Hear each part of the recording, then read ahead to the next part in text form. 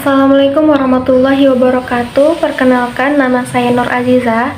Saat ini saya berada di tingkat 4 Prodi Manajemen dengan nomor NIM 2003-04232, kelas 4A, Manajemen 4. Pada video kali ini, saya akan mereview materi pembelajaran mata kuliah bisnis internasional dari pertemuan 2 sampai pertemuan 8.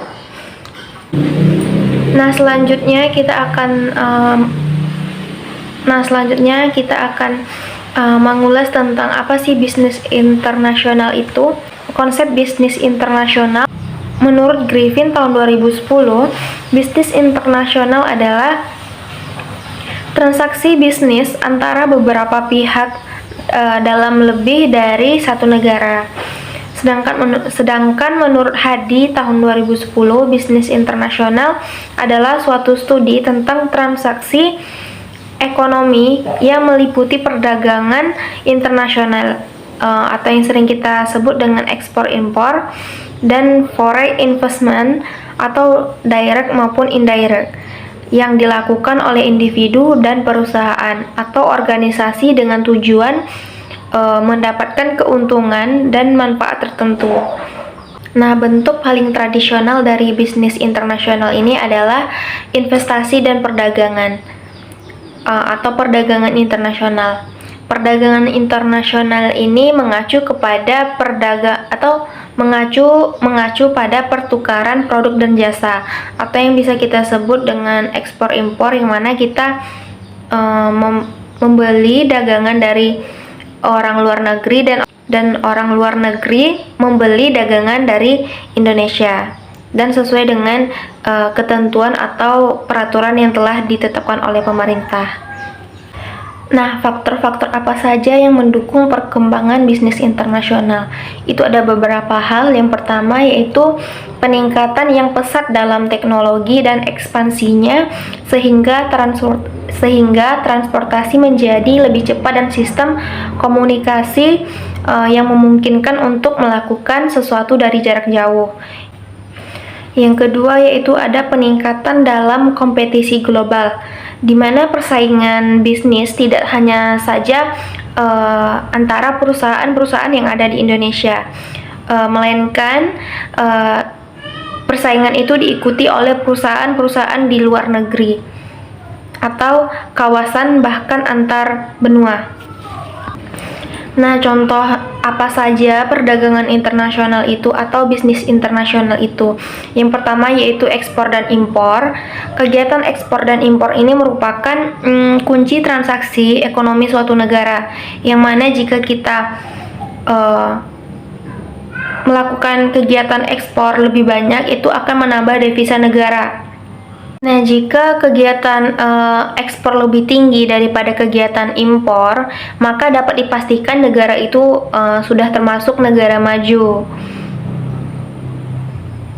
Dan kegiatan ekspor ini juga lebih mendapatkan manfaat yang lebih besar daripada kegiatan impor, karena jika kita melakukan ekspor, otomatis barang yang ada di Indonesia itu atau produk-produk apa saja itu dapat kita jual ke negara orang lebih untung dalam jumlah yang lebih besar, sehingga petani-petani pun akan terbantu ekonominya oleh kegiatan ekspor ini. Nah, sebaliknya juga, jika impor kita terlalu banyak daripada kegiatan ekspor, maka bisa dikatakan negara itu pertumbuhannya agak sedikit melambat, karena kita hanya mengandalkan barang dari negara lain. Karena ini cenderung kita lebih bergantung kepada negara lain. Padahal di negara Indonesia itu sendiri, jika kita lihat lagi, lebih banyak yang dapat kita eksplor dan bisa kita jual ke luar negeri, yaitu kegiatan ekspor. Dan seharusnya anak muda sekarang lebih kuat lagi untuk kegiatan ekspor itu sendiri. Yang kedua yaitu ada kegiatan investasi. Investasi adalah sebuah kegiatan di mana perusahaan menanamkan modalnya. Investasi ini bisa dalam bentuk investasi secara langsung, investasi langsung luar negeri, atau foreign direct investment atau FDI, di mana perusahaan menginvestasikan modalnya dalam bentuk fisik di negara tujuan. Cara lain dari investasi adalah dengan cara berinvestasi di pasar modal, di mana perusahaan yang terlibat dalam bisnis internasional membeli saham atau melakukan akuisisi. Nah, selanjutnya lingkungan bisnis internasional. Kegiatan bisnis internasional tidak akan pernah lepas dari lingkungan yang ada di sekelilingnya. Faktor lingkungan berpengaruh cukup besar pada aktivitas bisnis internasional. Ada beberapa lingkungan yang melingkari bisnis internasional, diantaranya adalah lingkungan budaya, lingkungan politik dan hukum, serta lingkungan teknologi. Nah, untuk lingkungan budaya itu dibentuk dari beberapa elemen, yaitu yang pertama itu ada struktur sosial, yang kedua nilai atau perilaku, yang ketiga bahasa, yang keempat komunikasi, yang kelima agama. Selanjutnya, lingkungan politik dan hukum. Bisnis internasional merupakan kegiatan bisnis yang berlangsung lintas negara.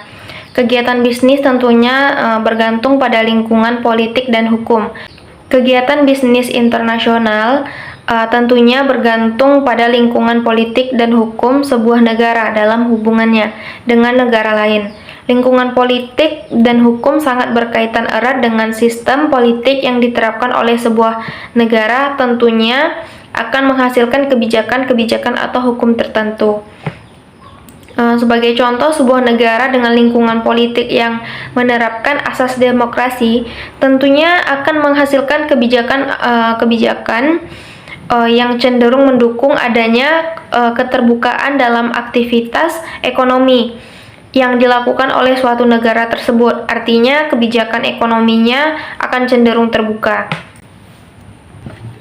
Selanjutnya itu ada isu-isu hukum dalam bisnis internasional. Yang pertama itu ada peraturan perdagangan dan investasi.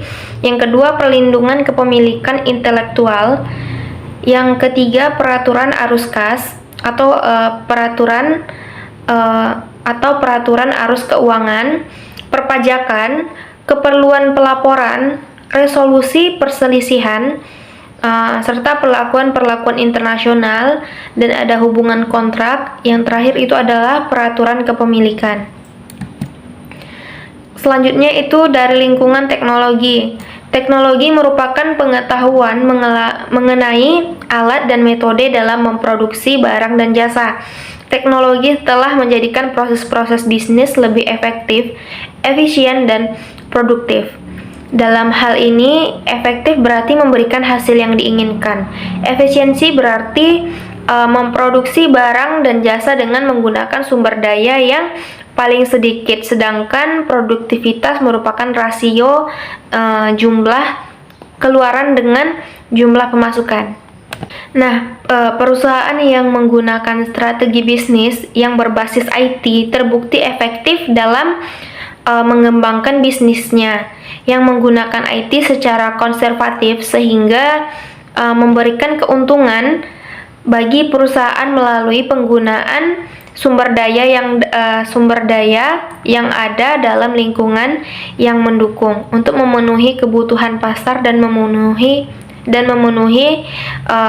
harapan usaha. Yang terakhir itu adalah etika dan tanggung jawab sosial. Pentingnya etika dalam dunia bisnis adalah superlatif dan global. Tren baru dan masalah timbul setiap hari yang mana dapat membuat beban penting untuk organisasi dan konsumen. Saat ini, kebutuhan untuk perilaku etis dalam organisasi telah menjadi penting untuk menghindari tuntutan dan hukum. Mungkin skandal sosial penyimpangan perusahaan dan praktek menyesatkan telah mempengaruhi persepsi publik dari banyak organisasi. Nah, materi selanjutnya yaitu perdagangan global. Teori perdagangan global klasik. Teori perdagangan global Teori perdagangan klasik terbagi dalam beberapa paham seperti yang pertama. Teori yang pertama yaitu merkantilisme. Teori ini berpendapat bahwa satu-satunya cara negara untuk menjadi kaya adalah dengan melakukan sebanyak mungkin ekspor dan meminimalisir kegiatan impor. Selisih ekspor yang besar ini akan menjadi pemasukan negara yang kemudian dikonversi menjadi emas. Emas tersebut merupakan bukti bahwa semakin banyak emas yang negara miliki, maka semakin kaya negara tersebut. Yang kedua yaitu adalah absolute advantage dari Adam Smith. Teori ini mendasar pada besaran atau variabel real bukan moneter, sehingga dikenal dengan nama teori murni atau pure theory.